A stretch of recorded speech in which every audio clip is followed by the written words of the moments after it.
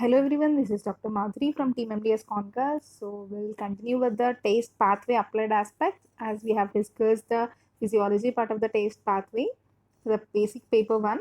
So you have to write the applied aspects also for the physiology part. So this taste disorder, this applied aspects includes the taste disorders mostly. So this taste disorders are a very distressing for the patient. So for the to correct diagnosis of this taste loss is the first step in the treatment of taste abnormalities, so that it will avoid the unnecessary dental treatment. And this taste disturbances can range from the total loss of the taste to the presence of phantom tastes such as like butter or a metallic taste in the absence of any offending substance in the mouth. So these are the taste related abnormalities, which includes ageusia, which means absence of taste perception, hypogeusia, decreased sensitivity to taste perception, dysgeusia, distortion of the taste perception, and phantogeusia means perception of the taste. And odor-related abnormalities, which includes anosmia, absence of odor perception, hyposmia, decreased sensitivity to the odor perception, dysosmia, this is distorted ability to identify odors, and parosmia, altered odor perception in presence of another odor, agnosia, inability to discriminate, whereas phantosmia, it is odor perception without presence of any odor.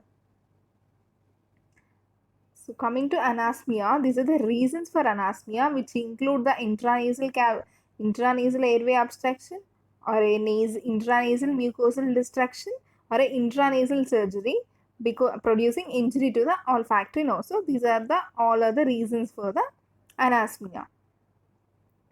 And even the intracranial lesions like tumors, vascular lesions, and head trauma, mostly involving the fracture of the scribriform plate or a olfactory nerve or hemorrhages causing the interferences with the frontal lobes, infection, congenital, so all other intracranial lesions which causes this anosmia. And finally, the hysteria is also a psychological disorder which causes the anosmia.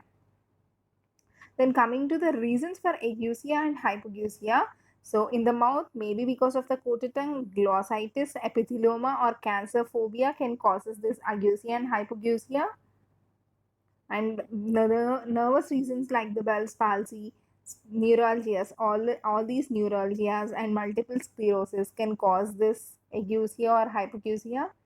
And these are the reasons in the head, that is ear infections, cholesteatoma, and endocrine disorders like adenocortical insufficiency, hypothyroidism, and nutritional deficiencies like vitamins, minerals are also responsible for ageusia and hypogeusia. And coming to the parageusia, these are the reasons for the parageusia. Phantogeusia may be because of the psychosis or a lesions of Unger or a lithium carbonate therapy. And cacogeusia may be because of caries, mostly they're like caries, gingivitis, glossitis, stomatitis, and syphilitic infections in the mouth. And these are the lung reasons, infective reasons, and the gastrointestinal tract reasons for the cacogeusia. Then, so those are the taste related disorders and the reasons for few taste related disorders. Then coming to the classification of taste disorders, it may be gustatory or olfactory confusion in patients, secondary dysgeusia, transport disorders, sensory neural taste disorders, lesions affecting the central taste pathways, metabolic disorders, and idiopathic taste abnormality. So these are the list of the taste disorders.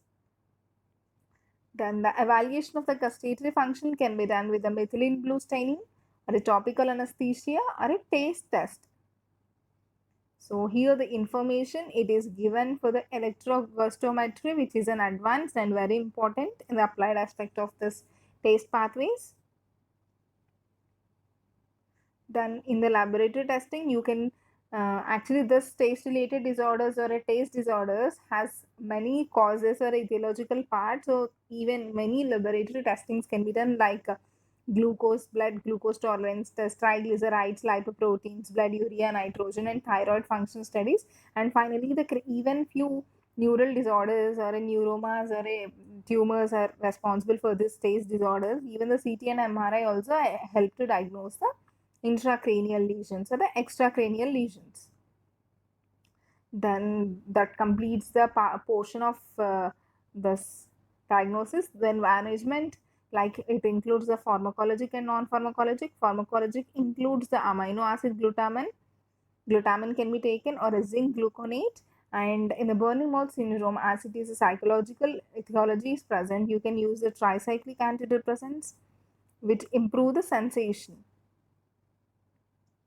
And non-pharmacologic mainly includes the patient education, modification of the food preparation, and and you have to patient has to avoid the use of like metallic silverware and use more bland food, eat small meals, and should chew food well before the swallowing. All these will increase the salivary production to further distribute the chemicals. So this is the non-pharmacological management of the taste pathway.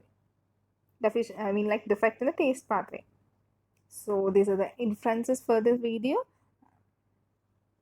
So that's it for the taste pathway applied aspects, which includes the taste related disorders and the taste disorders, and finally the investigations and the management. Okay, have a great day, guys, and take care. Happy learning with MDS Conquer.